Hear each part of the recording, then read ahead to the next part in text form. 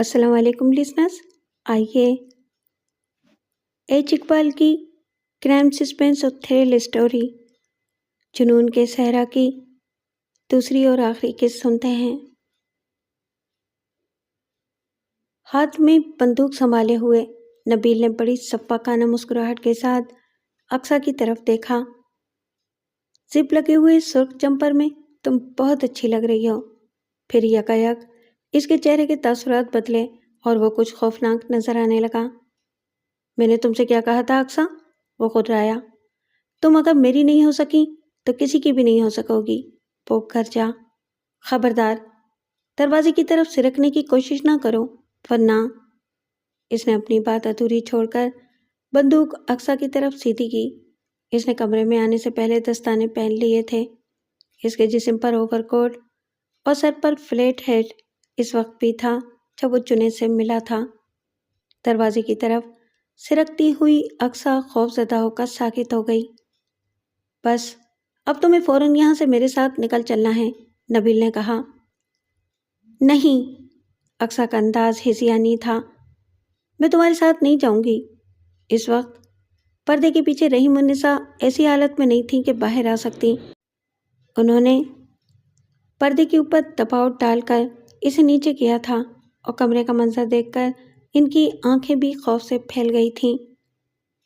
تمہیں چلنا تو پڑے گا۔ نبیل تیزی سے اقصیٰ کی طرف بڑھا۔ اس وقت اقصیٰ پوری طاقت سے چیخ پڑی، جنید! نبیل نے بندوق کا دستہ بڑی طاقت سے اقصیٰ کے سر پر مارا اور تیورا کر گری اور بے حس و حرکت ہو گئی۔ نبیل! نبیل! رحیم النساء کے چیخنے کے انداز میں صدمہ بھی تھا اور غصہ بھی۔ جنید نے اقصیٰ کی آواز سنی۔ وہ پکارنے کا انداز تھا، آواز میں خوف کی آمیزش بھی تھی۔ وہ جھپٹ کر دروازے کے قریب گیا۔ وہ شاید بھول ہی گیا تھا کہ دروازہ باہر سے بند تھا۔ پھر اس نے رحیم النساء کی چیختی ہوئی آواز بھی سنی۔ اس کا دوران خون بہت تیز ہو گیا۔ اس نے بہت زور سے دروازے کو دھکا مارا، لیکن وہ اتنا مضبوط تھا کہ ایسے دھکے اسے توڑ نہیں سکتے تھے۔ اقصیٰ! وہ زور سے چیخا اور جنونیوں کے سے انداز میں دروازے کو پوری قوت سے دھکے مارنے لگا۔ جنید! جنید! اس مرتبہ چیختی ہوئی آواز رحیم النساء کی تھی۔ جنید نے اس وقت اپنی پوری طاقت سے دروازے پر شانے سے دھکا مارا۔ دروازہ تو اب بھی نہیں ٹوٹ سکا، لیکن باہر لگے ہوئے اس کے پرانے اور زنگ آلود بولٹ اکھڑ گئے۔ دروازہ ایک زوردار آواز کے ساتھ کھل گیا۔ جنید پاگلوں کی طرح دوڑتا ہوا رحیم النساء کے کمرے کے سامنے پہنچا۔ اسے اندر داخل ہونے کی ضرورت نہیں پیش آئی۔ رحیم النساء اپنے جسم سے ایک چادر لپیٹے باہر آ گئی تھیں۔ جنید نے ان کے چہرے پر ہوائیاں اڑتی دیکھیں۔ اسے بچاؤ جنید! وہ لے گیا اسے! وہ چیخیں۔ کون کسے لے گیا اماں؟ جنید نے گھبرا کر پوچھا۔ اقصیٰ کو، اقصیٰ کو، وہ بدبخت نبیل! جنید کے پیروں سے زمین نکل گئی۔ وہ بیرونی دروازے کی طرف لپکا تو گھر کی ملازمہ سے ٹکراتے ٹکراتے بچا۔ اسے رحیم النساء کی چیختی ہوئی آوازوں نے جگا دیا ہوگا، اس لیے وہ گھبرائی ہوئی اسی طرف آئی تھی۔ جنید کو بیرونی دروازہ کھلا ہوا ملا۔ وہ تیزی سے باہر نکلا۔ 11 ساڑھے 11 بجے کا درمیانی وقت تھا۔ جنید کو ہر طرف سناٹا نظر آیا۔ وہ جیپ بھی نہیں تھی جس میں نبیل آیا تھا۔ جنید کو وہ جیپ اس وقت دکھائی دی تھی جب اس نے نبیل کے لیے دروازہ کھولا تھا۔ جنید کے دماغ میں سائیں سائیں ہونے لگی تھی۔ جو واقعہ پیش آیا تھا وہ اچانک تو تھا ہی، جنید کے لیے غیر متوقع بھی تھا۔ ایسے موقعوں پر دماغ عموماً ناکارہ ہو کر رہ جاتا ہے۔ جنید کے لیے بھی یہ فیصلہ کرنا مشکل ہو گیا کہ اسے کیا کرنا چاہیے۔ غالباً وہ غیر ارادی طور پر ہی اپنی کار کی طرف لپکا تھا جو وہیں کھڑی تھی۔ شاید اس کے دماغ میں یہ خیال کل بلایا تھا کہ اسے اس طرف جانا چاہیے جدھر جیپ گئی تھی۔ اس نے جیپ کو جاتے ہوئے نہیں دیکھا تھا، بس قیاس کر لیا تھا کہ وہ اسی طرف گئی ہوگی جس طرف رخ کیے وہ کھڑی نظر آئی تھی۔ اپنی کار کے قریب پہنچ کر جنید کو خیال آیا کہ اس کے پاس کار کی چابی تو تھی ہی نہیں۔ اس نے چابی لینے کے لیے گھر کی طرف پلٹنا چاہا۔ اسی وقت اس کی نظر اتفاقاً ہی کار کے ایک ٹائر پر پڑی۔ پہیا زمین سے تقریباً چپکا ہوا تھا۔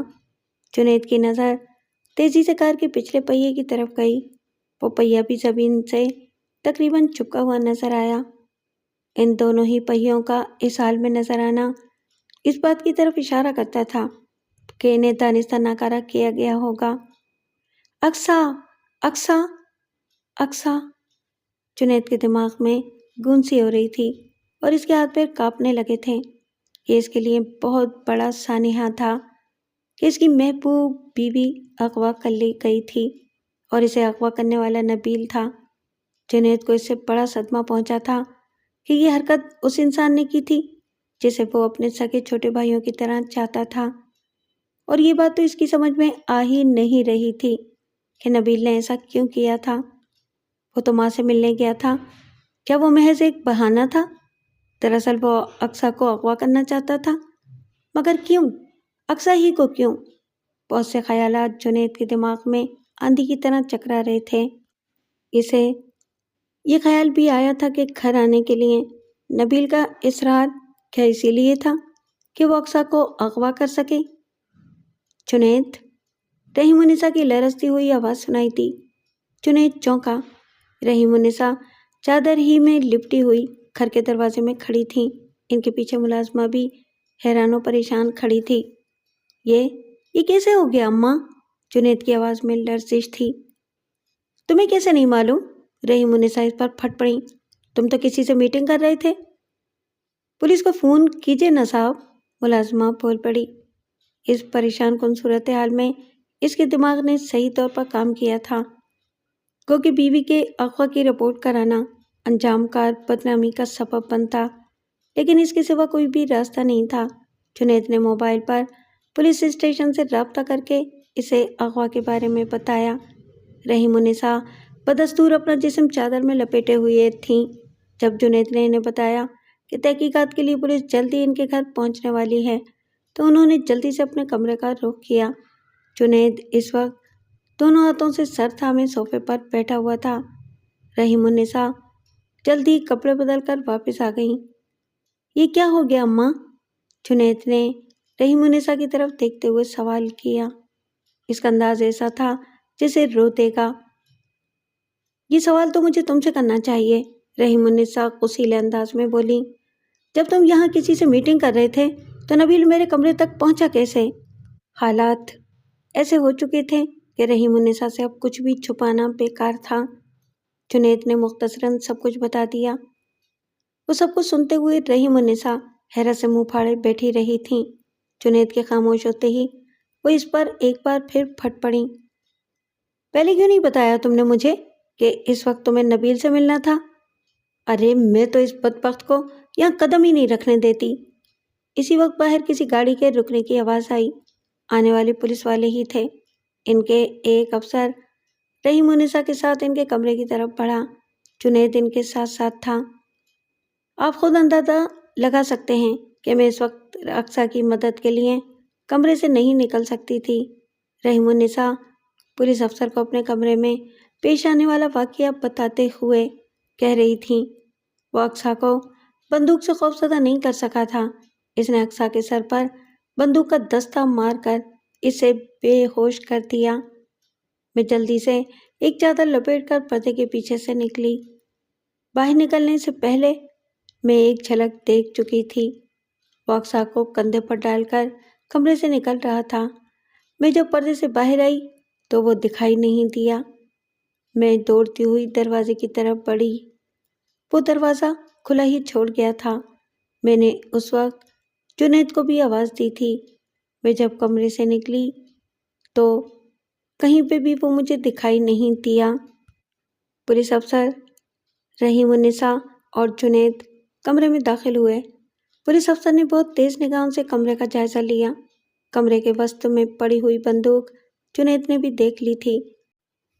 یہی بندوق تھی اس کے پاس؟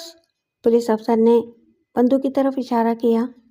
اسی وقت جنید بول پڑا، جی ہاں، لیکن یہ ہماری ہی بندوق ہے اور یہ بڑے کمرے میں دیوار سے لٹکی رہتی تھی۔ پولیس افسر کے استفسار پر جنید نے اس بندوق کے بارے میں وضاحت بھی کر دی۔ پولیس افسر نے پرخیال انداز میں سر ہلایا۔ اس بندوق پر اس کی انگلیوں کے نشانات اس کے خلاف اہم ثبوت ہوں گے۔ نشانات تو آپ کو شاید نہیں ملیں گے، رحیم النساء نے کہا۔ وہ دستانے پہنے ہوئے تھا۔ اس قسم کی تحقیقی باتیں آپ بعد میں بھی کر سکتے ہیں انسپکٹر صاحب، جنید مستربانہ انداز میں بولا۔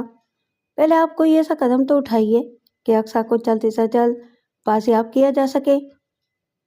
ایسے کاموں کی تکمیل طلسماتی انداز میں نہیں ہو جاتی مسٹر جنید، پولیس افسر نے کچھ خشک لہجے میں کہا۔ فوری طور پر جو قدم اٹھانا ممکن تھا وہ ہم اٹھا چکے ہیں۔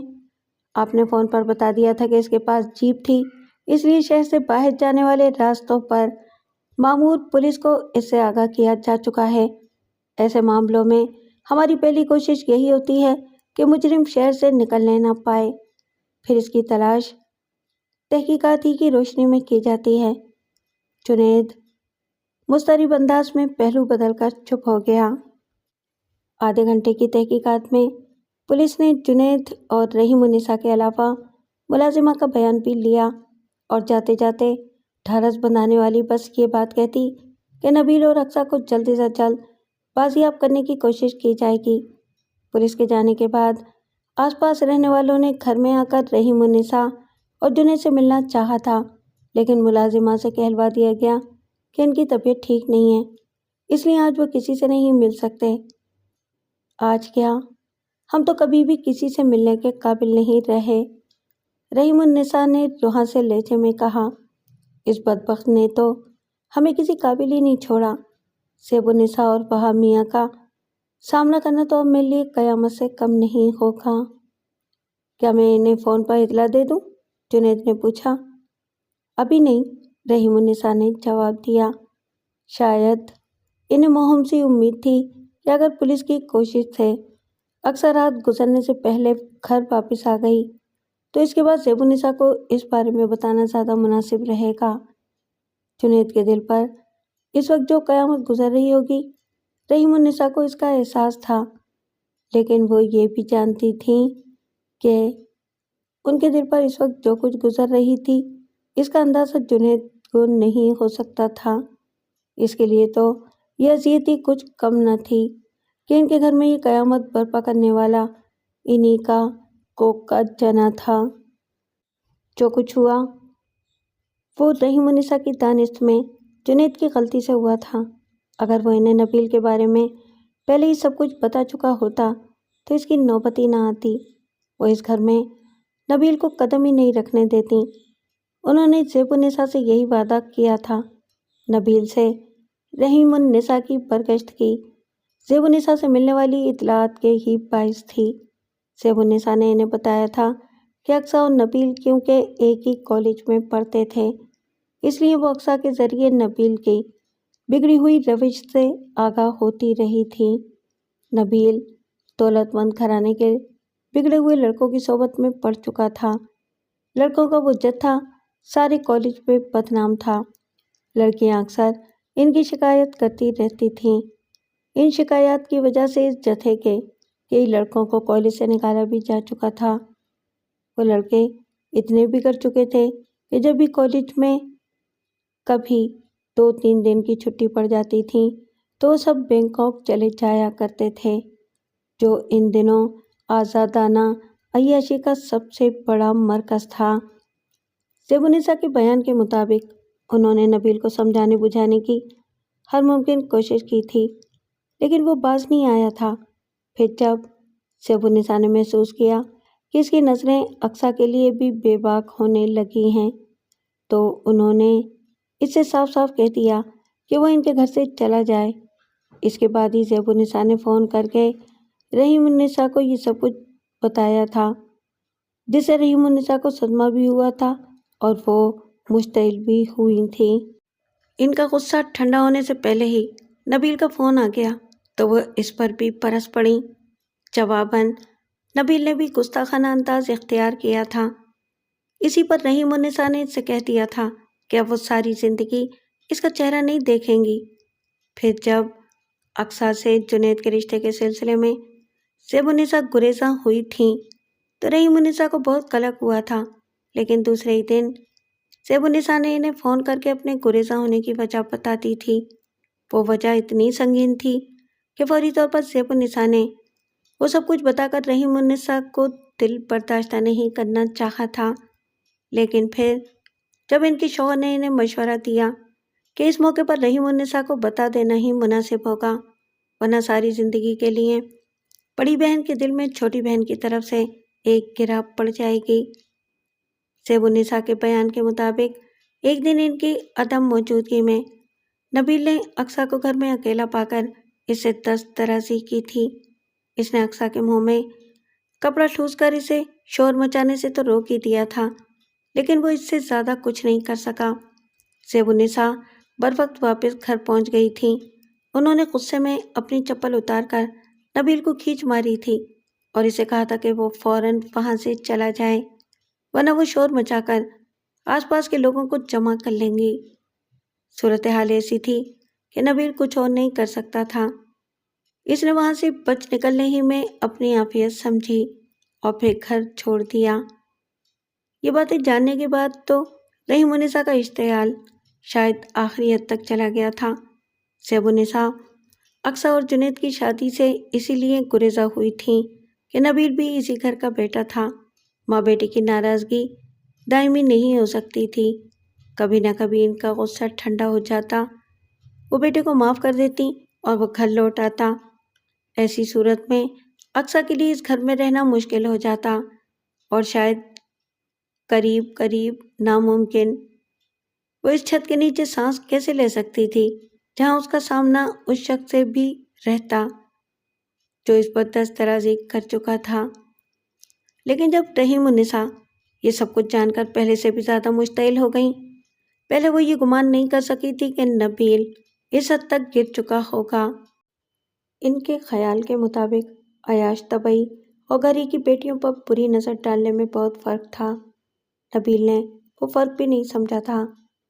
اس کے بعد تو نبیل کی اس گھر میں واپسی کا کوئی امکان ہی نہیں رہا۔ سیب النساء انہوں نے فون پر کہا تھا، اب تو اگر اس کا سامنا بھی ہوگا تو مجھے خود شرم آئے گی کہ میں نے اسے اپنی کوکھ سے پیدا کیا تھا۔ تم اقصیٰ کے لیے جنید کا رشتہ اس خوف سے ہرگز مسترد نہ کرو کہ نبیل کبھی اس گھر میں لوٹ آئے گا۔ میں تم سے وعدہ کرتی ہوں کہ اب یہ ناممکن ہے، خود اسی نے یہ ناممکن بنا دیا ہے۔ اس نے تو کیا، یہ اس گندے خون کا اثر ہے جو اس کی رگوں میں دوڑ رہا ہے۔ نبیل کا باپ کوئی اچھا آدمی نہیں تھا۔ رحیم النساء کو اس کی حقیقت شادی کے بعد معلوم ہوئی تھی۔ ان کے باپ کا مرض جب انہیں لبے کو لے آیا تھا تو انہوں نے بڑی عجلت میں بیٹی کی شادی کی تھی۔ اپنے ہونے والے داماد کے بارے میں انہیں چھان بین کا موقع ہی نہیں ملا تھا۔ رحیم النساء کی شادی کے چند ہی دن بعد وہ دنیا سے سدھار گئے تھے۔ دنیا میں ان کے علاوہ رحیم النساء کا کوئی بھی نہیں تھا، بس ایک چھوٹی بہن زیب النساء تھیں جن کی شادی ان کی شادی سے 2 سال پہلے ہی ہو گئی تھی۔ پہلے چھوٹی بہن کی شادی کا سبب یہ تھا کہ رحیم النساء گریجویشن کرنا چاہتی تھیں، جبکہ زیب النساء کو تعلیم حاصل کرنے کا بالکل شوق نہیں تھا۔ 2 سال فیل ہو کر میٹرک کرنے کے بعد انہوں نے پڑھائی چھوڑ دی تھی اور باپ نے یہ مناسب نہیں سمجھا تھا کہ جوان بیٹی کو بلا وجہ گھر میں بٹھائے رکھیں۔ رحیم النساء کو اپنی شادی کے 2-2.5 ماہ بعد ہی اپنے شوہر کی حقیقت معلوم ہو گئی تھی، لیکن اس وقت ان کے والد کا انتقال ہو چکا تھا۔ آنسوؤں کے ساتھ صبر و شکر کرنے کے سوا ان کے سامنے کوئی راستہ نہیں رہا تھا۔ اگر وہ حاملہ نہ ہو چکی ہوتی تو شاید طلاق لینے کے بارے میں سوچتی۔ نبیل کی پیدائش کے بعد انہیں اپنے بدگمان شوہر کے ساتھ اس گھناؤنے ماحول میں زیادہ دن نہیں گزارنے پڑے تھے۔ ان کا شوہر ایک حادثے میں ہلاک ہو گیا تھا اور اس بیوگی پر انہوں نے سکون کی سانس لی تھی۔ اس کے بعد انہوں نے خاصا عرصہ ملازمت کر کے گزارا تھا۔ ان دنوں میں نبیل کی دیکھ بھال زیب النساء ہی کیا کرتی تھیں، ورنہ ملازمت کرنا ان کے لیے ممکن نہیں ہوتا۔ دفتر میں ان کی ملاقات جنید کے والد سے ہوئی، جو اپنی بیوی کی اچانک وفات کے بعد اپنے 2 سالہ بیٹے جنید کے لیے بہت متفکر رہتے تھے۔ حالات نے انہیں اور رحیم النساء کو ایک دوسرے سے بہت قریب کر دیا۔ وہی غربت شادی پر منتج ہوئی۔ رحیم النساء کو بھی شدت سے احساس تھا کہ باہر سی زندگی کسی مرد کے سہارے کے بغیر گزارنا ان کے لیے ایسی شدید مشکلات پیدا کرے گا جن سے شاید وہ بخیر خوبی نہیں نکل سکیں گی۔ شادی کے کچھ ہی دن بعد انہیں احساس ہو گیا کہ انہوں نے زندگی کا سہارا تلاش کرنے میں کوئی غلطی نہیں کی تھی۔ جنید کے والد بہت اچھے انسان تھے۔ انہوں نے زندگی میں کبھی بھی نبیل کو جنید سے کم نہیں سمجھا تھا۔ دوسری طرف جنید کی معصومانہ شرارتیں بھی مہرالنساء کے دل میں گھر کرتی چلی گئی تھیں۔ بچے عموماً شریر ہی ہوتے ہیں، لیکن جنید کی معصومانہ شرارتوں کے مقابل نبیل کی شرارتوں میں مکاری دکھائی دیتی تھی۔ وہ بہت چھوٹا تھا جب اسے رحیم النساء سوچنے لگی تھی کہ اس کی رگوں میں خون تو بہرحال اسی باپ کا دوڑ رہا ہے جو شاید معصومیت کے معنی بھی نہیں جانتا تھا۔ اپنی یہ سوچ وہ پہلے کبھی اپنی زبان پر نہیں لائی تھی۔ وقت گزرنے کے ساتھ ساتھ ان کے دل میں جنید ہی کی محبت نے اپنی جڑیں زیادہ مضبوط کی تھیں۔ باپ کے مرنے کے بعد تو جنید نے ان کا اور نبیل کا اتنا زیادہ خیال رکھا تھا جیسے وہی اس کی سگی ماں اور سگا بھائی تھے۔ جنید کا یہ کردار سامنے آنے کے بعد رحیم النساء کبھی کبھی یہ سوچ کر رو بھی پڑتی کہ جنید کی پیدائش ان کے بطن سے نہیں ہوئی تھی، اور اب یہ خوفناک سانحہ ہو جانے کے بعد تو جیسے یہ خیال ان کے دل و دماغ سے مٹ ہی گیا تھا کہ وہ نبیل کی ماں تھیں۔ اب ان کے لیے نبیل صرف ایک بھیڑیا تھا جو ان کے گھر کی عزت چھپٹ کر لے گیا تھا۔ اقصیٰ کو ہوش آیا تو کچھ لمحات تک اس کے حواس برق گندہ ہی رہے۔ دھیرے دھیرے اسے سب کچھ یاد آیا اور پھر اس نے گھبرا کر اٹھنا چاہا تو اٹھنے میں ناکام رہی۔ اس کے پھیلے ہوئے دونوں ہاتھ اور دونوں پیر کسی جگہ مضبوطی سے بندھے ہوئے تھے۔ اسے کچھ دکھائی بھی نہیں دے رہا تھا، وہ اندھیرے میں تھی۔ اسے صرف اتنا اندازہ ہو سکا کہ وہ کھلے آسمان کے نیچے تھی۔ اس کی آنکھیں سیاہ آسمان پر چمکتے ہوئے تارے دیکھ سکتی تھیں۔ جب اس نے اٹھنے کی کوشش کی تھی تو اسے ایسا لگا تھا جیسے وہ جگہ کچھ ہلی ہو جس پر اسے لٹا کر اس کے ہاتھ پیر باندھ دیے گئے تھے۔ فوری طور پر اس کی سمجھ میں نہیں آ سکا تھا کہ وہ حرکت کیوں ہوئی تھی، لیکن ذرا دیر بعد جب اس کی آنکھیں اندھیرے میں کسی حد تک دیکھنے کی عادی ہو گئیں تو وہ کچھ قیاس کر سکی۔ ہوا سے سرسراتے ہوئے پتوں اور بعض جانوروں کی آوازیں سن کر اسے یہی اندازہ ہو سکا کہ وہ کسی جنگل میں تھی۔ اس نے اپنی آنکھوں سے بہت قریب وہ مضبوط شاخیں بھی دیکھ لیں جو کسی درختی کی ہو سکتی تھیں۔ وہ سمجھ گئی کہ وہ کسی مچان پر تھی جو کسی درخت پر مضبوطی سے باندھا گیا تھا۔ یہ بالکل سامنے کی بات تھی کہ اسے وہاں لانے والا اور اسے اس طرح باندھنے والا نبیل کے سوا کوئی نہیں ہو سکتا تھا، لیکن اس وقت اس نے اپنے قریب کسی کا وجود محسوس نہیں کیا۔ وہ اس مچان پر تنہا تھی۔ اقصیٰ کو پہاڑوں پر پھیلے ہوئے وہ جنگل یاد آ گئے جن کا ذکر اس نے جنید سے سنا تھا۔ بندوق کی صفائی کی بات پر جنید نے اسے اس کے بارے میں بتایا تھا۔ اس جنگل میں درندے بھی تھے، لیکن اس خیال نے اقصیٰ کو زیادہ خوفزدہ نہیں کیا۔ وہ صرف نبیل سے خوفزدہ تھی۔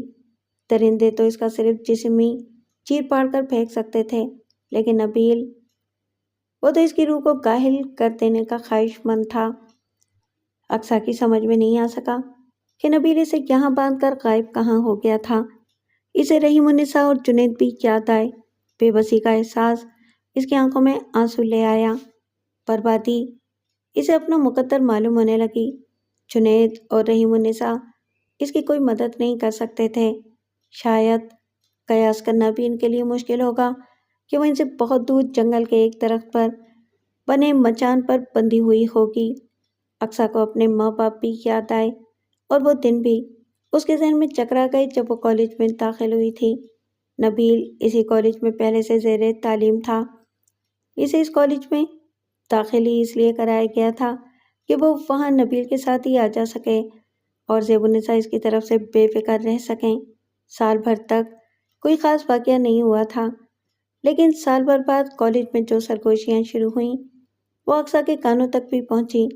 اسے معلوم ہوا کہ کالج میں کچھ بدماش لڑکوں کا ایک گروہ بن گیا تھا جن میں نبیل بھی شامل تھا۔ وہ لڑکے کالج کی بیشتر لڑکیوں سے چھیڑ چھاڑ کیا کرتے تھے۔ بعض غلط قسم کی لڑکیاں ان میں سے بعض لڑکوں سے ملنے بھی لگیں۔ اس کا ایک نتیجہ بڑے ہولناک انداز میں سامنے آیا۔ کالج سے ایک لڑکی کو صرف اس لیے نکالا گیا کہ وہ کسی لڑکے کے بچے کی ماں بننے والی تھی۔ اقصیٰ کانپ گئی۔ اس نے اس وقت تک اپنی ماں کو ان باتوں کے بارے میں کچھ نہیں بتایا تھا۔ اس سے ایک شدید غلطی یہ ہوئی کہ اس نے اس کے بعد بھی نبیل کو اپنے گھر والوں کے سامنے شرمندہ کرنا مناسب نہیں سمجھا۔ وہ خود ہی نبیل کے ساتھ کالج آتے جاتے ہوئے اسے اشاروں کنایوں میں سمجھانے لگی کہ وہ ایک غلط راستے پر جا نکلا ہے اور اب بہتری اسی میں ہے کہ وہ اس راستے پر آگے بڑھنے کے بجائے واپسی کے بارے میں سوچے۔ نبیل پر ان باتوں کا کوئی اثر نہیں ہوا۔ اسی دوران میں ایک واقعہ یہ بھی پیش آیا کہ کالج میں نیا نیا داخل ہونے والا ایک لڑکا اقصیٰ کو چھیڑ بیٹھا۔ وہ نہیں جانتا تھا کہ اقصیٰ نبیل کی خالہ بہن تھی۔ نبیل کو اس کا علم ہوا تو اس نے اس لڑکے کو اچھی طرح دھنک ڈالا۔ بس اتفاق ہی تھا کہ یہ معاملہ کالج کے پرنسپل تک نہیں پہنچا۔ کالج سے گھر لوٹتے وقت اس دن اقصیٰ نے نبیل سے کسی قدر کھل کر گفتگو کر ڈالی تھی۔ اس نے کہا تھا، میں جو آپ کو سمجھاتی ہوں وہ آج تو آپ کی سمجھ میں آ گیا ہوگا۔ دوسری لڑکیاں بھی آخر کسی کی بہن ہوں گی۔ بات آج آپ کی بہن تک پہنچی تو آپ تڑپ گئے۔ ہرگز نہیں، نبیل نے تڑپ کر جواب دیا تھا۔ میں نے اسے اس لیے نہیں مارا کہ اس نے میری بہن کو چھیڑا تھا۔ تو میری خالہ کی بیٹی نہ ہوتی تو بھی میں اس لڑکے کا یہی خشر کرتا۔ کیوں؟ پھر آپ کیوں ایسا کرتے؟ اقصیٰ کو حیرت ہوئی تھی۔ دوسری لڑکیوں سے چھیڑ چھاڑ کی جاتی ہے تو آپ کو غصہ کیوں نہیں آتا؟ تمہیں اور دوسری لڑکیوں میں بہت فرق ہے۔ کیا فرق ہے؟ میں بس یہ برداشت نہیں کر سکتا کہ تمہیں کوئی چھیڑے۔ کیوں؟ بتا دوں گا وقت آنے پر۔ لیکن نبیل بھائی، نبیل اس وقت بھڑک اٹھا۔ پہلے کبھی ایسا نہیں ہوا تھا۔ تم مجھے صرف نبیل کہا کرو، بھائی کا لفظ نہ لگایا کرو میرے نام کے ساتھ۔ میں عمر میں تم سے کچھ زیادہ بڑا تو نہیں ہوں؟ نبیل کی ان باتوں سے اقصیٰ کچھ کھٹک گئی۔ اس نے فیصلہ کیا کہ اب وہ نبیل کے ساتھ کالج آنا جانا بند کر دے گی۔ اب بھی اس نے زیب النساء کو ان باتوں کے بارے میں کچھ بتانا مناسب نہیں سمجھا۔ زیب النساء سے اس نے صرف یہ بہانہ بنایا کہ اس کے کالج کی ایک لڑکی کے والدین نے اپنا مکان تبدیل کیا ہے اور اب وہ لوگ قریب ہی کے ایک مکان میں آ رہے ہیں۔ اس لڑکی کو اکیلے کالج آتے جاتے ہوئے کچھ ڈر لگتا ہے، اس لیے اب وہ اسی کے ساتھ کالج آیا جایا کرے گی۔ اور اس لڑکی کی وجہ سے اب یہ اچھا نہیں لگے گا کہ نبیل بھی ان کے ساتھ رہے۔ اقصیٰ نے یہ باتیں کچھ ایسے انداز میں کی تھیں کہ زیب النساء کے دماغ میں کوئی دوسرا خیال آ ہی نہیں سکا۔ دوسرے دن اقصیٰ نے جب نبیل سے کہا کہ وہ اب اس کے ساتھ آنا جانا پسند نہیں کرے گی تو نبیل نے اسے بڑی تیز نگاہوں سے دیکھا تھا لیکن کچھ بولا نہیں تھا۔ پھر دن گزرتے رہے۔ اڑتی پڑتی اقصیٰ کے کانوں میں یہ بات بھی آئی کہ جب کبھی کالج میں لگاتار 2-3 دن کی چھٹیاں پڑ جاتی تھیں تو نبیل اپنے گروپ کے لڑکوں کے ساتھ بینکاک جایا کرتا تھا۔ زیب النساء کو وہ صرف اتنا بتا کر جایا کرتا تھا کہ اس کے کچھ دوست پکنک منانے کے لیے جا رہے ہیں اور زبردستی اسے بھی اپنے ساتھ لے جا رہے ہیں۔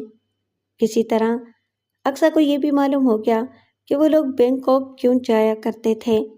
یہ جاننے کے بعد نبیل اس کی نظروں سے بالکل ہی گر گیا۔ وہ گھر میں بھی اس سے گریزاں رہنے لگی، بس یہ خیال رکھتی تھی کہ زیب النساء کو اس کے رویے کی تبدیلی کا احساس نہ ہونے پائے۔ نہ جانے کیسے اس کے دماغ میں یہ خیال بس گیا تھا کہ اگر اس نے اپنی ماں کو نبیل کے بارے میں بتا دیا تو اس کی ماں اور اس کی خالہ کے درمیان بھی ایک دراڑ پڑ جائے گی۔ وہ نہیں چاہتی تھی کہ ان دونوں بہنوں میں ایسا کوئی فاصلہ پیدا ہو۔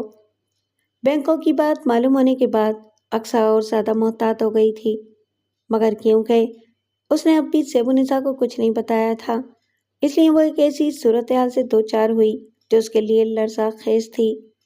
وہ چھٹی کا دن تھا، اقصیٰ بھی گھر پر تھی اور نبیل بھی۔ زیب النساء اقصیٰ کو کچھ بتائے بغیر پڑوس میں ایک عورت سے ملنے چلی گئی۔ نبیل کو موقع مل گیا، وہ فوراً اقصیٰ کے کمرے میں پہنچا۔ اقصیٰ چونکی۔ اس نے گھبرا کر نبیل کو گھورتے ہوئے کہا تھا، آپ کیوں آئے ہیں یہاں؟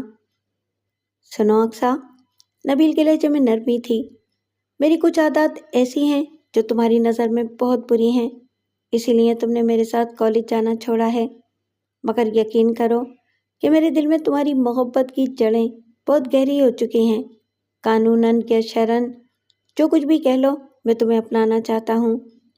اقصیٰ اس کی باتوں پر دھیان دیے بغیر تیزی سے دروازے کی طرف بڑھی تھی۔ اس نے کمرے سے نکل جانا چاہا تھا لیکن کامیاب نہیں ہو سکی تھی۔ نبیل نے جھپٹ کر اس کی کلائی بڑی مضبوطی سے پکڑ لی اور اسے اپنی طرف کھینچ کر اپنے نزدیک تر کرنے کی کوشش کرتے ہوئے بولا تھا، میں تو یہ بھی برداشت نہیں کر سکتا کہ تمہیں کوئی آڑی ترچھی نظر سے دیکھے یا تمہیں چھیڑے۔ اسی لیے میں نے اس دن کالج کے ایک لڑکے کی اچھی طرح پٹائی کر ڈالی تھی۔ جی تو میرا چاہا تھا کہ اس کا خون ہی کر ڈالوں، لیکن میں نے بڑی مشکل سے خود پر قابو پایا تھا۔ اس دن تم پوچھ بھی رہی تھی کہ میں نے ایسا کیوں کیا۔ آج میں تمہیں اس کا جواب دے رہا ہوں۔ تم صرف میرے لیے بنی ہو، صرف میرے لیے۔ اقصیٰ گھبراہٹ اور ریچان میں مبتلا تھی۔ اس نے چیخ کر زیبونسا کو پکارا تھا۔ چیخ کر اپنا گلا خراب نہ کرو۔ نبیل دھیرے سے ہنسا تھا۔ وہ اس وقت گھر میں نہیں ہے، پڑوس میں کسی سے ملنے گئی ہیں۔ یہ جان کر اقصیٰ کے پیروں تلے سے زمین نکل گئی۔ نبیل سے اپنی کلائی چھڑانے کے لیے بڑی زور سے جھٹکا دیا تھا، لیکن نبیل کی گرفت بہت مضبوط تھی۔ میری باتیں تمہیں سننا ہی پڑیں گی اقصیٰ، نبیل نے بڑے سکون سے کہا تھا۔ تم سے میری محبت جنون کی حد تک پہنچ چکی ہے، شاید اسی کو عشق کہتے ہیں۔ تم میرے سوا ہرگز کسی کی نہیں ہو سکتی۔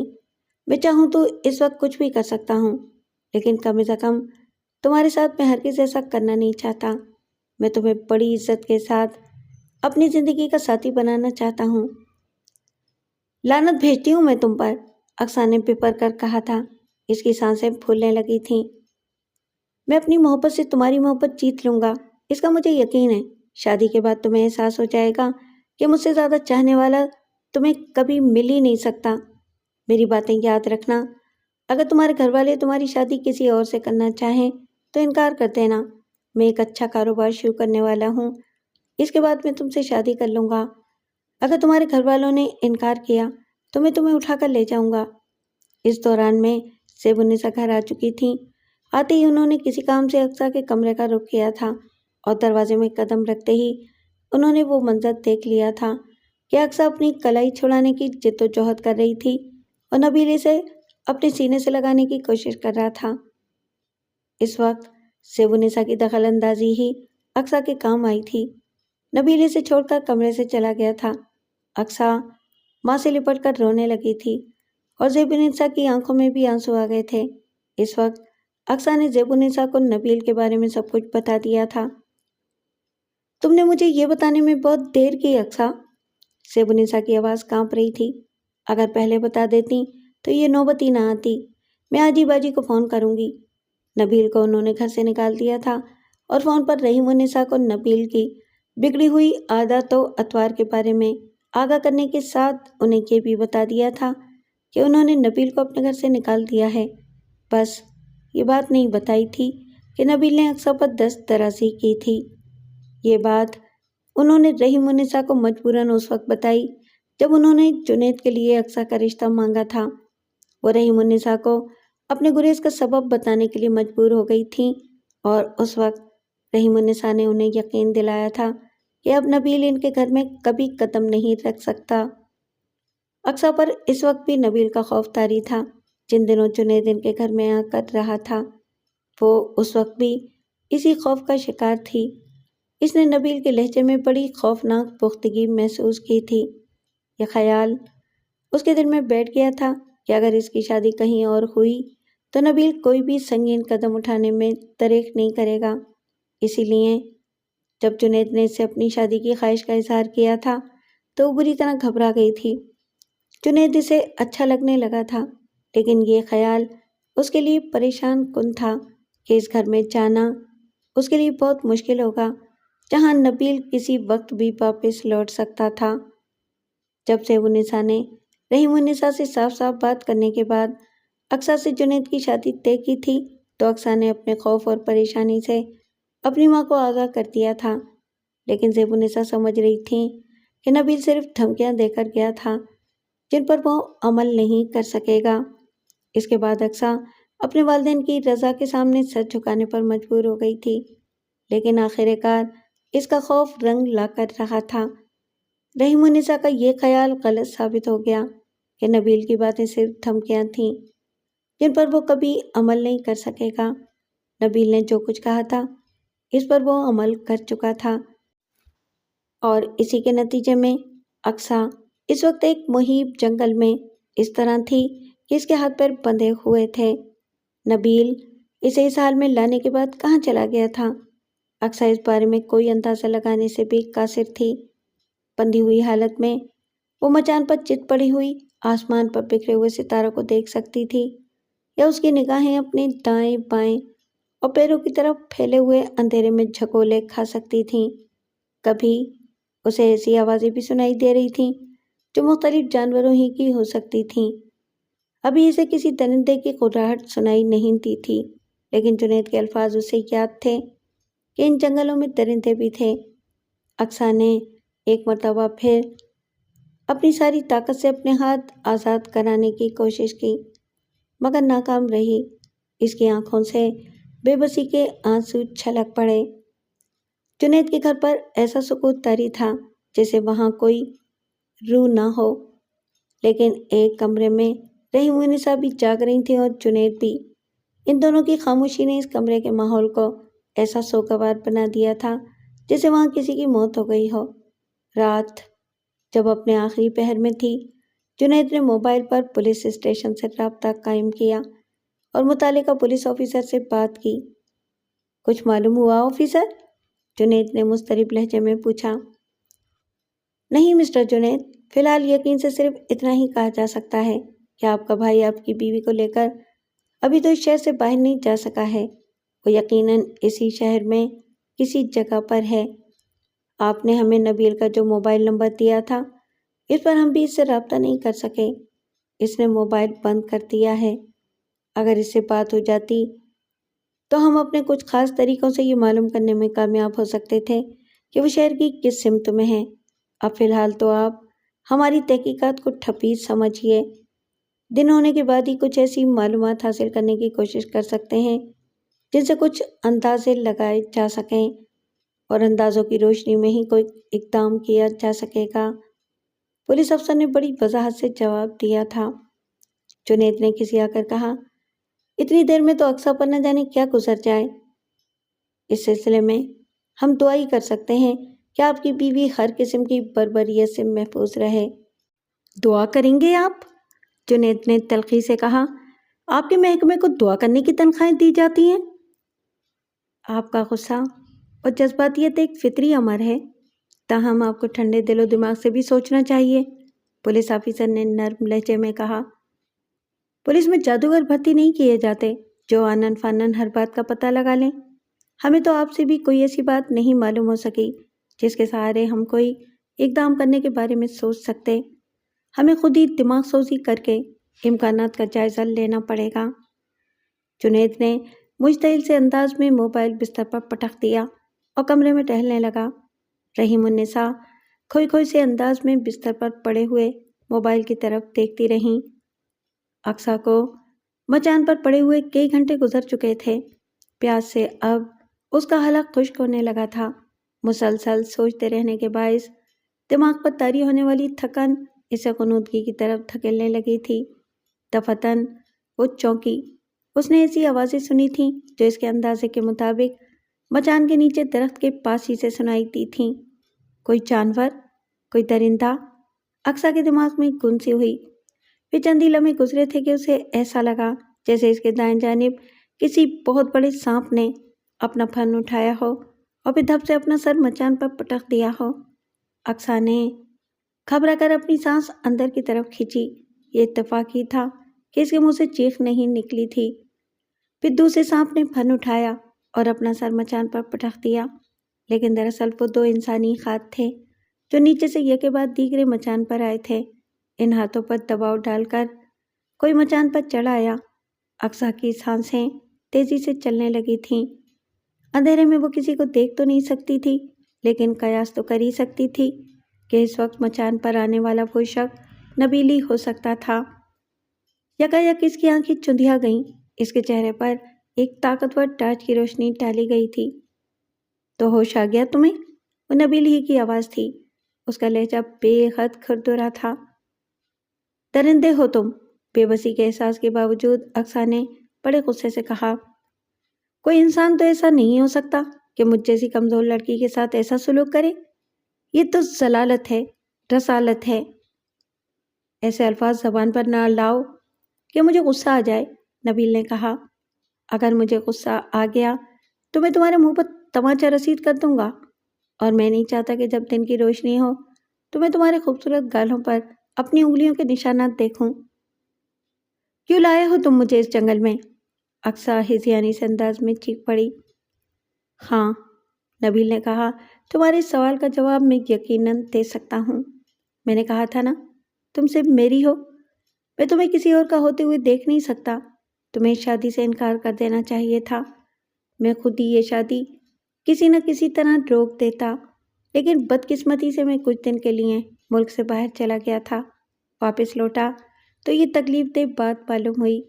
میں سوچ بھی نہیں سکتا تھا کہ صرف 15 دن میں یہ سب کچھ ہو جائے گا، ورنہ میں ہرگز نہ چاہتا۔ تمہیں اس شادی سے انکار کر دینا چاہیے تھا۔ تم نے میری بات کیوں نہیں مانی؟ بولو اقصیٰ۔ کمینے ہو تم، اقصیٰ پھر چیخی۔ کیوں مانتی میں تمہاری بات؟ ہوش میں رہو، نبیل خرایا۔ تمہیں اندازہ ہونا چاہیے کہ تم اس وقت بالکل بے بس ہو۔ میں جو کچھ نہیں کرنا چاہتا اس کے لیے مجھے مجبور نہ کرو۔ میں اس وقت کچھ بھی کر گزروں گا تو مجھے روک نہیں سکو گی۔ اقصیٰ تم بخود رہ گئی۔ اس کا اشتعال جھاگ کی طرح بیٹھ گیا۔ اسے اپنے جسم کی ساری جان نکلتی محسوس ہوئی۔ وہ واقعی بالکل بے بس تھی۔ اس وقت وہ نبیل کو اس کے کسی بھی اقدام سے روکنے کی معمولی سی بھی کوشش نہیں کر سکتی تھی۔ مزاحمت کا تو کوئی سوال ہی پیدا نہیں ہوتا تھا۔ تم اندازہ بھی نہیں لگا سکتی اقصیٰ کہ مجھے تم سے کتنی شدید محبت ہے۔ نبیل کا لہجہ یکایک نرم پڑ گیا۔ یہ محبت ہے تمہاری؟ اقصیٰ کی آنکھوں میں آنسو آ گئے۔ جسے محبت ہو اسے کیا اس پوری طرح باندھا جاتا ہے کہ اس کی کلائیوں اور ٹخنوں میں درد ہونے لگے، پیاس سے اس کا حلق خشک ہو جائے؟ ارے پہلے کیوں نہیں بتایا تم نے؟ نبیل نے جلدی سے ایک طرف ہاتھ بڑھائے۔ اقصیٰ سر گھما کر اس طرف دیکھ نہیں سکتی تھی۔ نبیل نے ایک ہاتھ اقصیٰ کے سر کے نیچے رکھ کر اسے تھوڑا سا اٹھایا اور دوسرے ہاتھ میں پکڑا ہوا پانی کا گلاس اس کے ہونٹوں سے لگا دیا۔ پیاس اتنی ہی شدید تھی کہ اقصیٰ چند لمحوں کے لیے سب کچھ بھول کر گھٹاگھٹ کئی گھونٹ پانی پی گئی اور پھر لمبی لمبی سانسیں لینے لگی۔ نبیل گلاس کسی جگہ رکھ کر اقصیٰ کے دائیں ہاتھ کی بندشیں کھولنے لگا۔ تمہیں باندھ کر جانا تو میری مجبوری تھی، نبیل بندش کھولتے ہوئے بڑبڑانے والے انداز میں کہتا رہا۔ میں تمہیں جیپ میں یہاں لایا ہوں، وہ میں اس مچان کے آس پاس کہیں چھوڑنا نہیں چاہتا تھا۔ وہ میں نے بہت دور لے جا کر کھائی میں گرا دی ہے۔ وہ تباہ ہو گئی ہوگی، وہاں سے میں پیدل آیا ہوں۔ نبیل اب اس کے دوسرے ہاتھ کی بندشیں کھول رہا تھا۔ 4 گھنٹے لگے ہیں مجھے وہاں سے یہاں تک آنے میں۔ اگر میں وہاں جیپ تباہ کر کے تمہیں یہاں لاتا تو آخر کیسے لاتا؟ تمہیں کندھے پر لاد کر 4 گھنٹے تک بلندی کی طرف چڑھنا میرے لیے ممکن نہیں تھا، اور تم کو اگر پیدل چلا کر یہاں لاتا تو یہ بھی ممکن نہیں تھا۔ تم اتنا چل ہی نہیں سکتی تھیں۔ جیسے ہی اقصیٰ کے ہاتھ آزاد ہوئے وہ اٹھ کر بیٹھ گئی۔ نبیل اس کی طرف دھیان دیے بغیر اس کا دایاں پیر آزاد کرنے کے لیے ڈوری کھولنے لگا اور بولتا رہا۔ یہ مچان میں نے بڑی محنت سے بنایا ہے، بہت مضبوط ہے یہ۔ اقصیٰ اندھیرے کے باوجود دیکھ سکتی تھی کہ وہاں خاصا سامان تھا۔ مچان اس سامان کا اور ان دونوں کا بوجھ سنبھالے ہوئے تھی۔ کافی تیاری کرنا پڑی تھی مجھے، نبیل کہتا رہا۔ یہاں کھانے پینے کا اتنا سامان ہے کہ 1 ہفتہ تو آسانی سے گزارا جا سکتا ہے۔ یہ تیاری مجھے اس لیے کرنا پڑی کہ اگر میں تمہیں لے کر اس شہر سے نکلنے کی کوشش کرتا تو شاید پکڑا جاتا۔ پولیس کو فون تو فوراً کیا گیا ہوگا۔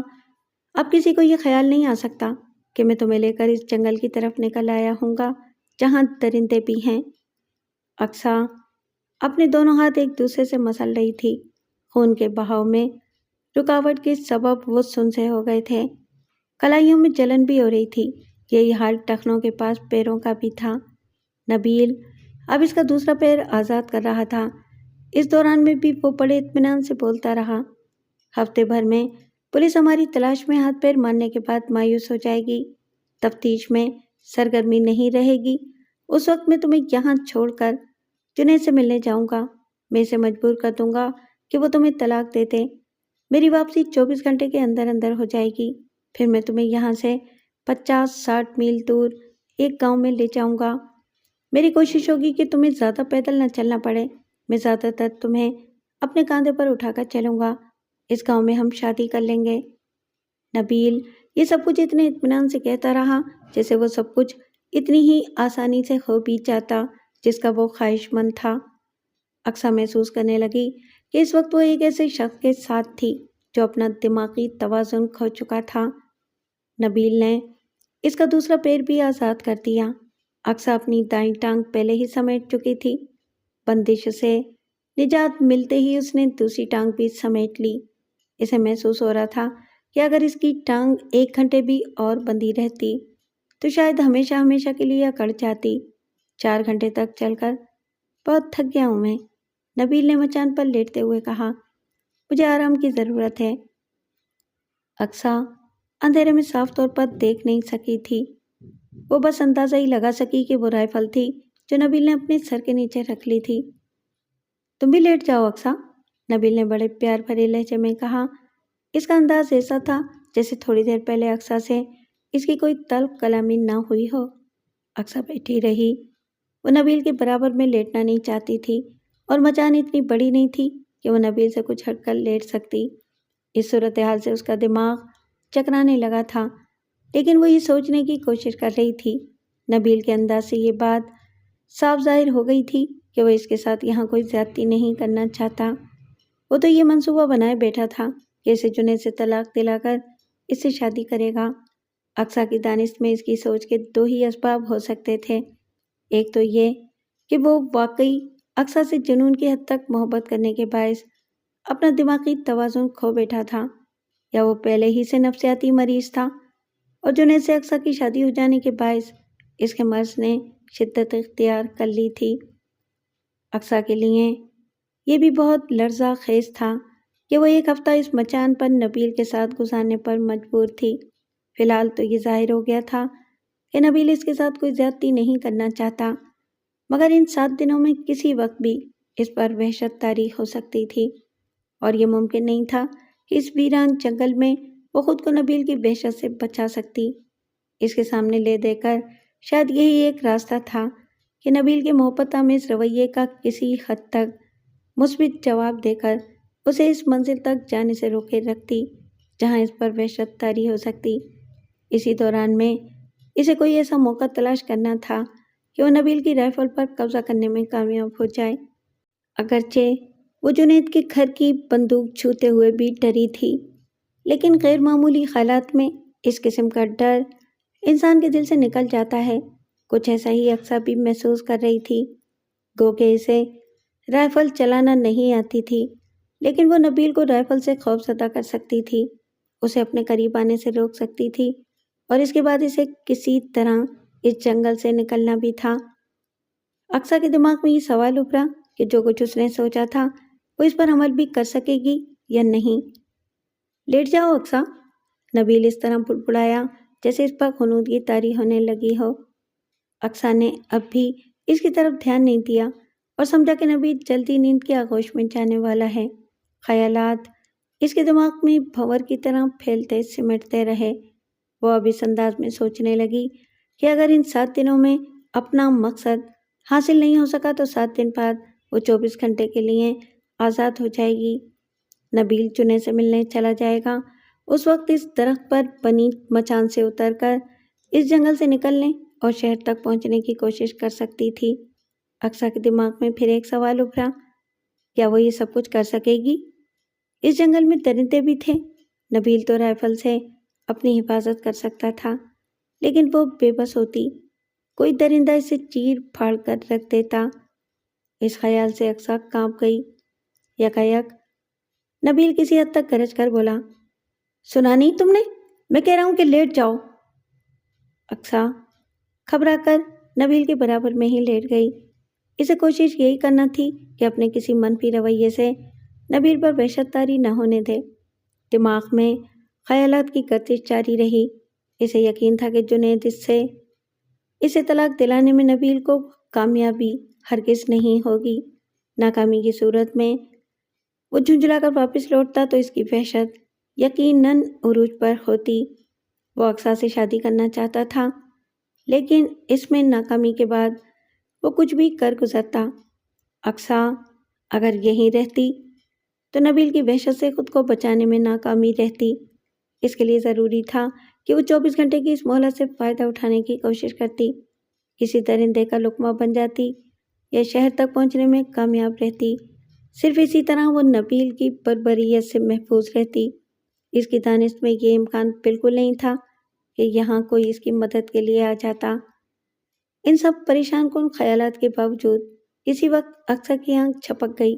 وہ گہری غنودگی کی کیفیت تھی یا اسے نیند آ گئی تھی، اس کا اقصیٰ کو بالکل اندازہ نہیں تھا۔ اس کی آنکھ شاید سورج کی تیز کرنوں کی وجہ سے کھلی جو اس کی آنکھوں پر پڑ رہی تھیں۔ نہ جانے کس وقت اس نے مشرق کی جانب کروٹ لے لی تھی۔ وہ جلدی سے اٹھ بیٹھی۔ اس نے نبیل کو اپنے قریب ہی بیٹھا پایا، چائے کا مگ ہاتھوں میں لیے وہ چھوٹے چھوٹے گھونٹ لے رہا تھا۔ منہ دھو لو، چائے میں نے تمہارے لیے بھی تیار کر لی ہے، وہ اقصیٰ کو محبت بھری نظروں سے دیکھتے ہوئے بولا۔ مجھے خیال تھا کہ سورج کی کرنیں تمہیں جگا دیں گی۔ نبیل نے ایک جگ اس کی طرف بڑھایا جس میں پانی بھرا ہوا تھا۔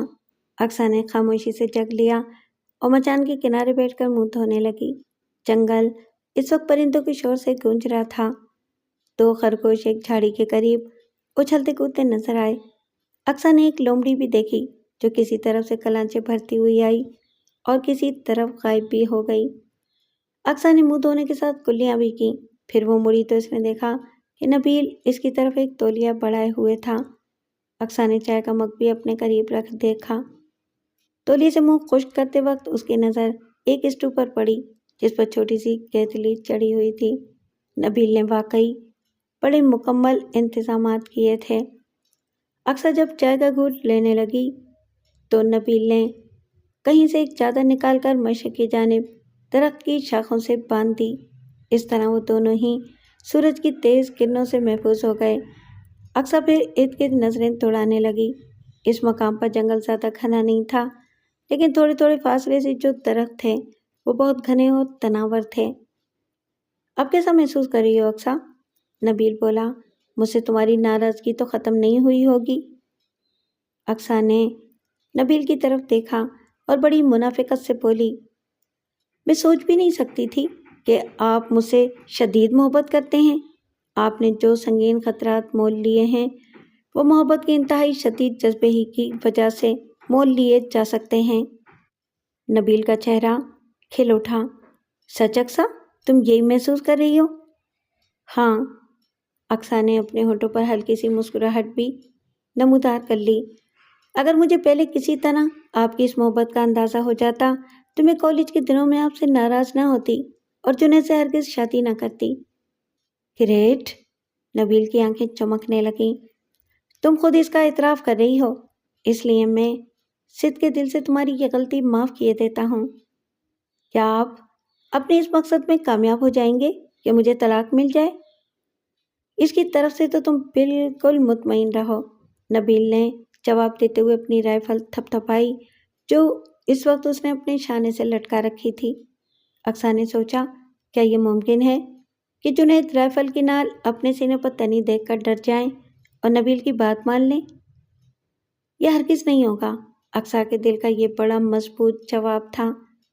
دوپہر کو نبیل نے اسٹو پر کھچڑی پکائی۔ غذا کے سربند ڈبے بھی یہاں ہیں، نبیل نے بتایا، اور آٹا بھی ہے۔ شام کو اگر تم روٹی پکا سکو تو رات کو بہت اچھا کھانا مل جائے گا۔ آپ پہلے بتا دیتے، میں بھی روٹی پکا لیتی، اقصیٰ نے کہا۔ چلو شام کو صحیح، اب تو تم کچھ ٹماٹر اور پیاز کاٹ لو، تو مختلف قسم کی چٹنیاں اور اچار کی شیشیاں تو میں لایا ہوں۔ نبیل نے ایک تھیلے میں سے کچھ پیاز اور ٹماٹر نکال کر اقصیٰ کو دیے۔ ایک پلیٹ اور چھوٹی سی چھری بھی دی۔ اقصیٰ پیاز کا چھلکا اتارنے لگی۔ اس نے 3-4 گھنٹوں میں ماحول خاصا خوشگوار بنا لیا تھا۔ بس اس تشویش کا اظہار کرتی رہی تھی کہ جنید طلاق دینے کے لیے آمادہ نہیں ہوگا، لیکن نبیل پر یقین ہی رہا کہ اسے اپنا مقصد حاصل کرنے میں ناکامی نہیں ہوگی۔ تھوڑی دیر بعد انہوں نے کھچڑی کھائی اور ٹھنڈا پانی پیا۔ میں اس واٹر کولر میں صرف برف بھروا لایا تھا، نبیل نے بتایا۔ وہ پگھلتی رہے گی اور ہمیں ٹھنڈا پانی ملتا رہے گا۔ یہ ختم ہو جائے تو بھی فکر کی کوئی بات نہیں۔ یہاں سے صرف 1-1.5 میل دور ایک جھرنا ہے، بہت ٹھنڈا پانی ہوتا ہے اس کا، وہ میں واٹر کولر میں بھر لاؤں گا۔ بہت چوکنا ہے، اقصیٰ نے سوچا۔ ادھر کسی کے آنے کا امکان نہیں، پھر بھی یہ پوری طرح ہوشیار رہنا چاہتا ہے۔ ذرا دیر بعد نبیل نے دوربین ایک طرف رکھ دی اور بولا، اگر تمہیں سرپند غذائیں پسند نہ ہوں تو یہ بھی ہو سکتا ہے کہ میں نیچے جا کر کہیں سے کوئی چھوٹا سا ہرن شکار کر لاؤں۔ تازہ گوشت بھون کر کھانے میں مزہ تو آئے گا۔ اقصیٰ کچھ کہنا تو چاہتی تھی، لیکن ایک خوفناک قسم کی گھبراہٹ نے ان دونوں ہی کو چونکا دیا۔ نبیل نے بڑی پھرتی کے ساتھ اپنے شانے سے لٹکی ہوئی رائفل اتاری۔ اقصیٰ تو اس چیتے کو دیکھ کر بے حس و حرکتی ہو گئی تھی، جو 20-25 فٹ دور ایک جھاڑی کے قریب کھڑا ان کی طرف دیکھتے ہوئے گھبرا رہا تھا۔ سورج کی کرنیں اس کی آنکھوں میں پڑ کر انہیں شعلوں کی طرح دہکا رہی تھیں۔ گھبراؤ نہیں اقصیٰ، نبیل نے رائفل کی نال کا رخ چیتے کی طرف کرتے ہوئے کہا۔ میرا نشانہ بہت اچھا ہے، میں چوکوں گا نہیں۔ اقصیٰ تھوک نکل کر رہ گئی۔ چیتا یکایک جھاڑیوں میں غائب ہو گیا۔ بہت چالاک ہے، نبیل نے دانت پر دانت جما کر کہا۔ رائفل دیکھ کر اس نے خطرہ محسوس کر لیا، غائب ہو گیا جھاڑیوں میں، لیکن اس نے ہمیں دیکھ لیا ہے، اب بہت ہوشیار رہنا پڑے گا۔ اقصیٰ نے تصویریں تو دیکھی تھیں، لیکن اس وقت ایک چیتا جاگتا آزاد چیتا دیکھ کر اس کے پسینے چھوٹ گئے تھے۔ ضروری بھی نہیں ہے کہ وہ ہم پر حملہ کرنا چاہے، نبیل پھر بولا۔ ہو سکتا ہے کہ وہ کسی اور طرف نکل جائے۔ یہ درندے خطرات سے دوری رہنے کی کوشش کرتے ہیں۔ اقصیٰ نے محسوس کیا کہ نبیل اس کی ڈھارس بندھانے کی کوشش کر رہا تھا۔ نبیل نے اب رائفل نیچے کر لی تھی، لیکن بہت چوکنا انداز میں برابر ادھر ادھر نظریں دوڑا رہا تھا۔ یکایک اس نے چونک کر ایک طرف رائفل سیدھی کی۔ اقصیٰ نے بھی فوراً اس طرف دیکھا اور اس کے منہ سے چیخ نکل گئی تھی۔ وہ چیتا اس مرتبہ بائیں جانب سے سامنے آیا تھا اور اس نے بڑی خوفناک گھبراہٹ کے ساتھ زکند بھری تھی۔ وہ زکند بظاہر بڑی اونچی اور اتنی لمبی معلوم ہو رہی تھی جیسے وہ مچان تک پہنچی جائے گا۔ اقصیٰ نے اپنے کانوں کے قریب ایک دھماکہ سنا۔ وہ دھماکہ اس گولی کا تھا جو نبیل نے رائفل سے داغی تھی۔ اس آواز کے باعث سارا جنگل پرندوں کے بے پناہ شور سے گونج اٹھا تھا۔ خوف کی شدت سے اقصیٰ کی آنکھوں کے آگے اندھیرا سا چھا گیا۔ اسے یقین نہیں تھا کہ برقی صورت سے زکند بھرتے ہوئے چیتے پر نبیل صحیح نشانہ لگانے میں کامیاب رہے گا۔ اقصیٰ، نبیل کی آواز میں مسرت تھی۔ ختم کر دیا میں نے اسے۔ اقصیٰ نے اپنے بازو پر نبیل کی گرفت بھی محسوس کی۔ اقصیٰ نے آنکھیں کھولیں۔ اسے احساس ہی نہیں ہو سکا تھا کہ جب اس کی آنکھوں کے آگے اندھیرا چھایا تھا تو اس کی آنکھیں بند بھی ہو گئی تھیں۔ نبیل اب مچان کے تقریباً کنارے پہ تھا اور جھکا ہوا نیچے دیکھ رہا تھا۔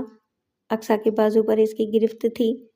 اس نے اقصیٰ کو اپنے قریب کھینچا اور تبھی اقصیٰ دیکھ سکی کہ درخت سے کچھ ہی فاصلے پر وہ لہیم شہیم چیتا بے حس و حرکت پڑا تھا۔ میری گولی اس کی پیشانی پر لگی تھی، نبیل نے فاتحانہ انداز میں کہا۔ اسے ایک سانس کی بھی مہلت نہیں ملی ہوگی۔ یہ اقصیٰ بھی دیکھ رہی تھی کہ خون چیتے کے سر کی طرف سے بہہ رہا تھا۔ اقصیٰ کے رونگٹے کھڑے ہو گئے۔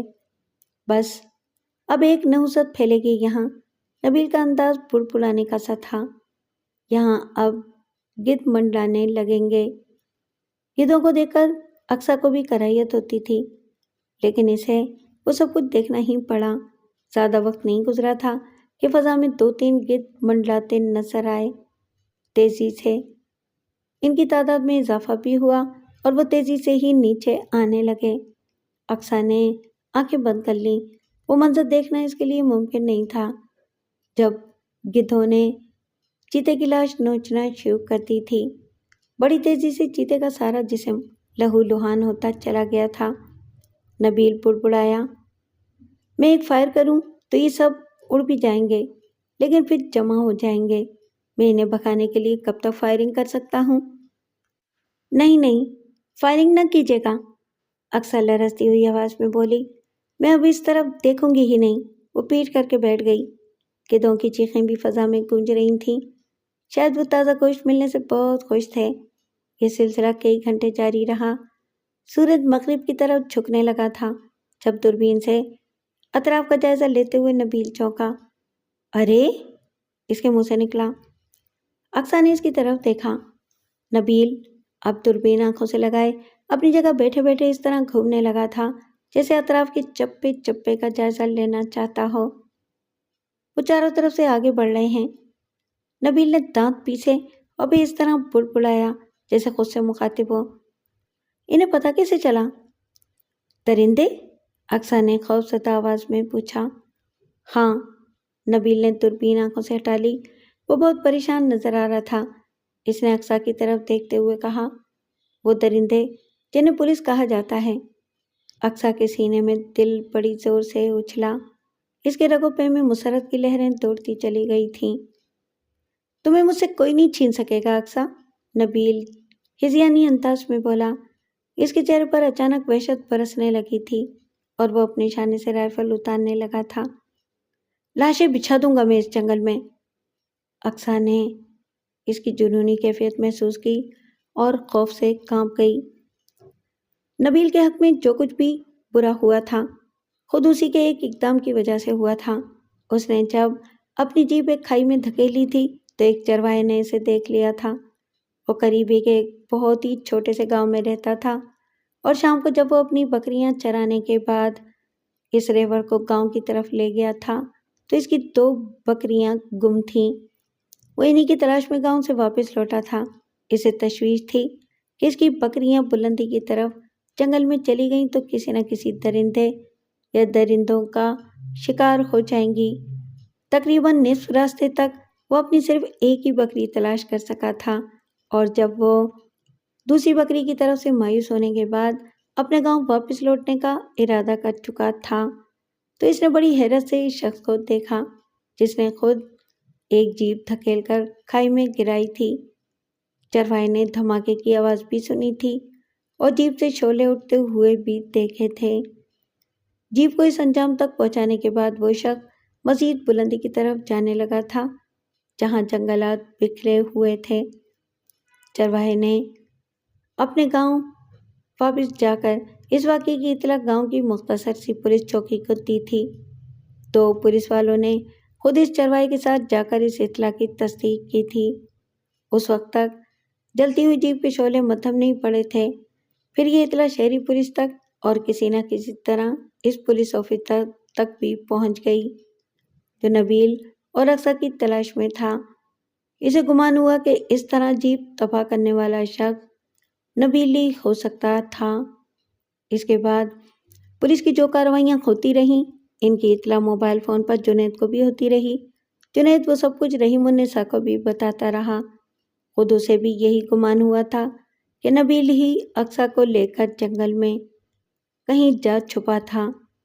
جب پولیس کی خاصی بڑی تعداد میں نفری جنگل میں پھیل کر نبیل کو تلاش کر رہی تھی تو ان لوگوں نے ایک فائر کی آواز سنی تھی۔ کچھ اندازہ بھی ہوا تھا کہ وہ آواز کسی سمت سے آئی تھی، چنانچہ وہ اس طرف بڑھنے لگے تھے۔ مردار خور گدھوں کی ایک ہی جگہ چکراتے اور پھر منڈلاتے ہوئے دیکھ کر پولیس افسر نے قیاس کیا تھا کہ وہاں کوئی لاش پڑی ہوئی ہوگی۔ اسے شبہ ہوا تھا کہ شاید اقصیٰ کسی طرح نبیل کے قبضے سے نکل کر فرار ہو رہی ہوگی تو نبیل نے اسے روکنے یا ڈرانے کے لیے فائر کیا ہوگا، لیکن اس کی غلطی سے گولی نے اقصیٰ کو ہلاک کر دیا ہوگا۔ گدھ غالباً اسی کی لاش پر منڈلا رہے تھے۔ پولیس افسر نے یہ قیاس بھی کیا تھا کہ گدھ جس جگہ منڈلا رہے تھے نبیل کو اس جگہ کے آس پاس ہی کہیں ملنا چاہیے تھا، لہٰذا پولیس کی نفری اس طرح پھیلائی گئی تھی کہ اس جگہ کو حصار میں لیتے ہوئے پیش قدمی کی جائے۔ جنید موبائل پر پولیس افسر سے بار بار رابطہ کرتا رہا تھا اور صورتحال اس کے علم میں آتی رہی تھی۔ پولیس افسر نے اسے صرف یہ بتانا مناسب نہیں سمجھا تھا کہ اس کے خیال کے مطابق اقصیٰ شاید قتل کی جا چکی تھی۔ پھر یہ بھی ہوا کہ پولیس افسر کو حقیقت معلوم ہو گئی۔ ہلاکت اقصیٰ کی نہیں بلکہ ایک چیتے کی ہوئی تھی۔ اس کی لاش کے قریب ہی ایک درخت پر وہ مچان بھی نظر آ گئی تھی جس پر اقصیٰ اور نبیل موجود تھے۔ وہ دن ختم ہونے سے کچھ ہی دیر پہلے کی بات تھی۔ اگر اندھیرا پھیل چکا ہوتا تو وہ مچان دکھائی نہیں دیتی۔ میگا فون پر نبیل کو وارننگ دی گئی کہ وہ خود کو اور اقصیٰ کو پولیس کے حوالے کر دے۔ جواب میں نبیل نے چیخ کر کہا تھا کہ اگر کسی نے اس درخت کے قریب آنے کی کوشش کی تو وہ اپنی جان سے ہاتھ دھو بیٹھے گا۔ نبیل نے ایک ہوائی فائر بھی کیا تھا اور پولیس کو یہ بھی بتایا تھا کہ اس کے پاس رائفل کے لیے میگزین کی کمی نہیں تھی۔ ہم دن کی روشنی میں مچان سے اتر کر یہاں سے دور نکل جانے کی کوشش کرتے تو پولیس کی نظر میں آ جاتے، نبیل نے پیشزدہ لہجے میں اقصیٰ سے کہا تھا۔ ابھی تو میں ان میں سے کسی کو آگے نہیں آنے دوں گا، لیکن اندھیرا پھیلنے کے بعد ہم مچان سے اتریں گے۔ تم میرا ساتھ دو گی نا؟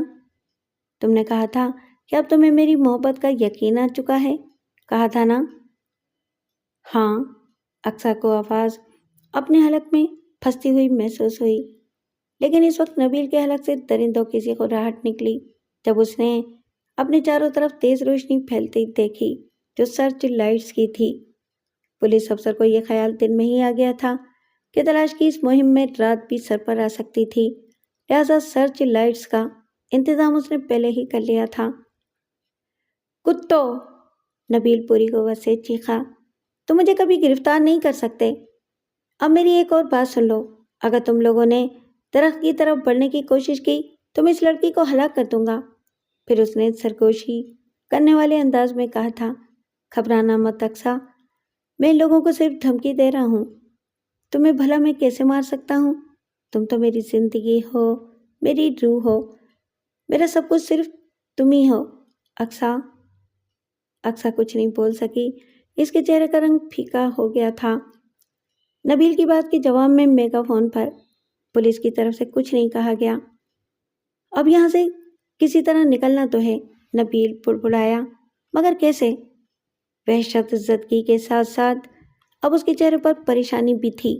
رات کی تاریکی پوری طرح پھیل چکی تھی۔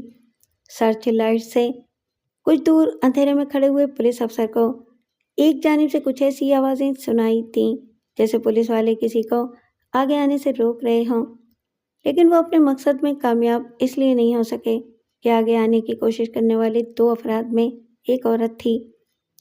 مجھے اپنے افسر سے ملاؤ، وہ نسوانی آواز سن کر پولیس افسر حیران رہ گیا۔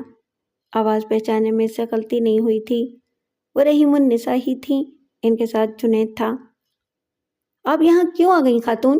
پولیس افسر تیزی سے ان دونوں کے قریب پہنچ گیا۔ یہ اصرار کر رہی تھیں، جنید بولا، اگر میں انہیں لے کر نہ آتا تو یہ تنہا یہاں آنے کی کوشش کرتی۔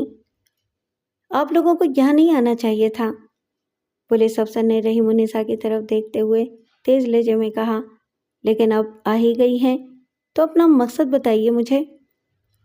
میں دیکھنے آئی ہوں، رحیم النساء سپاٹ لہجے میں بولی، مجھے دیکھنا ہے کہ میری کوکھ سے جنم لینے والا گندا خون پولیس کی گولیوں سے کس طرح بہے گا۔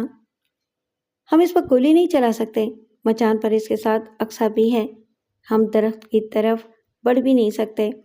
وہ دھمکی دے چکا ہے کہ اگر ہم نے ایسا کرنا چاہا تو وہ اقصیٰ کو مار دے گا۔ میں نے اعلیٰ حکام کو رپورٹ کر دی ہے، مجھے وہاں سے احکام ملنے کا انتظار ہے۔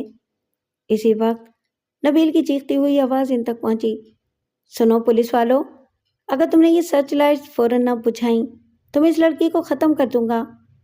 پولیس افسر پریشان ہو گیا، اندھیرے میں نبیل وہاں سے بچ نکلنے میں کامیاب بھی ہو سکتا تھا۔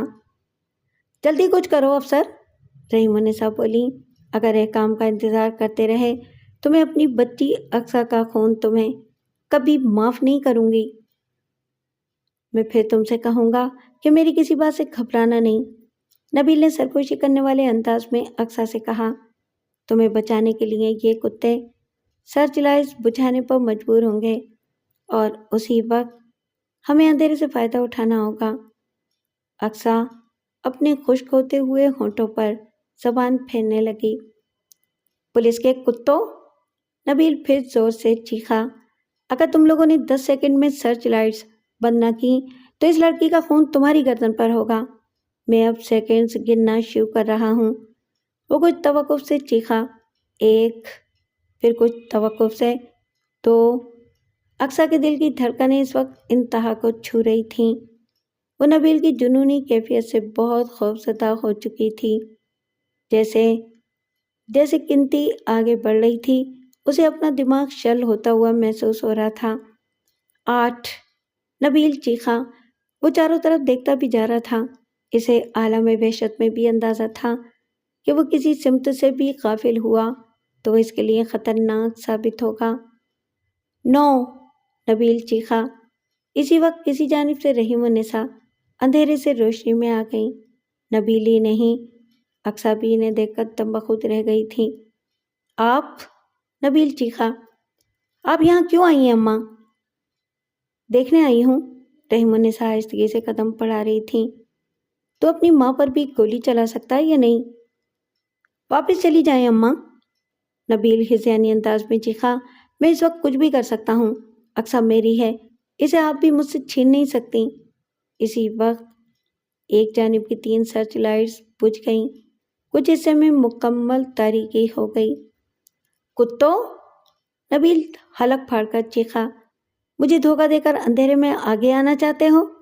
اس نے رائفل کا رخ اندھیرے کی طرف کیا اور گولیاں برسانے لگا۔ رحیم النساء نے تیزی سے قدم بڑھائے۔ نبیل اس طرف سے غافل نہیں رہا تھا۔ اس نے تیزی سے رائفل کا رخ رحیم النساء کی طرف کر دیا۔ اس کے چہرے پر دیوانگی برسنے لگی تھی۔ شاید وہ رحیم النساء کے سینے پر بھی گولی داغی دیتا، لیکن اسی وقت اقصیٰ نے جو کچھ کیا اس میں اس کے ارادے کو دخل نہیں تھا۔ اس پر ایک خوابناک سی کیفیت طاری ہو گئی تھی۔ اسی کیفیت میں اس نے وہ چھوٹی سی چھری اٹھائی جسے وہ پیاز اور ٹماٹر کاٹ چکی تھی۔ اس نے اپنی پوری طاقت سے نبیل کی گردن پر وار کیا۔ چھری نبیل کی گردن کے آر پار ہو گئی اور وہ تڑپ تڑپ کر مچان پر ایک طرف گرا۔ رائفل اس کے ہاتھ سے اچھل کر مچان کے نیچے جا گری تھی۔ جنون کے صحرا میں بھٹک جانے والا اپنے انجام کو پہنچ چکا تھا۔ اقصیٰ کی آنکھوں کے آگے یک با یک اندھیرا سا چھا گیا۔ وہ نہیں دیکھ سکی کہ مچان پر پڑے نبیل کی پھٹی پھٹی سی آنکھیں اسی کی طرف تھیں۔ سرچ لائٹس کی روشنی میں پولیس والوں نے وہ منظر دیکھ لیا تھا۔ وہ ہر سمت سے بصورت درخت کی طرف بڑھے۔ ایک جانب سے جنید بھی دوڑا اور ساکت کھڑی ہوئی رحیم النساء کے قریب پہنچ گیا۔ اقصیٰ بے ہوش نہیں ہوئی تھی۔ چند لمحوں میں اندھیرا اس کی آنکھوں کے آگے سے صاف ہو گیا، لیکن اس کے بعد وہ کچھ دیر تک ایسی کیفیت میں رہی جیسے اس کے دماغ نے کام کرنا چھوڑ دیا ہو۔ سب کچھ اس کے لیے ایک روح فرسا خواب بن گیا تھا۔ وہ خود کو مچان کے بجائے جنید کے بازوؤں میں دیکھ رہی تھی، لیکن اسے احساس نہیں تھا کہ وہ کہاں تھی۔ ہوش میں آؤ اقصیٰ! جنید نے اسے جھنجھوڑ ڈالا۔ اس وقت اقصیٰ چونکی۔ رحیم النساء ان دونوں کے قریب آ گئیں۔ اب تم محفوظ ہو میری بچی۔ خالہ ماں! اقصیٰ چیخ کر ان سے لپٹ گئی اور پھوٹ پھوٹ کر رونے لگی۔ چلو جنید! رحیم النساء کی آواز اتنی سپاٹ تھی جیسے پتھرا گئی ہو۔ چلو یہاں سے، میں اس بدبخت کی لاش دیکھنا نہیں چاہتی۔ اس وقت پولیس افسر کے چہرے پر غمناک تاثر کے ساتھ ایک سوال بھی تھا۔ کیا آج کی کوئی اور ماں بھی اپنے کلیجے کے ٹکڑے پر عورت کی عظمت کا جھنڈا اس طرح گاڑ سکتی ہے؟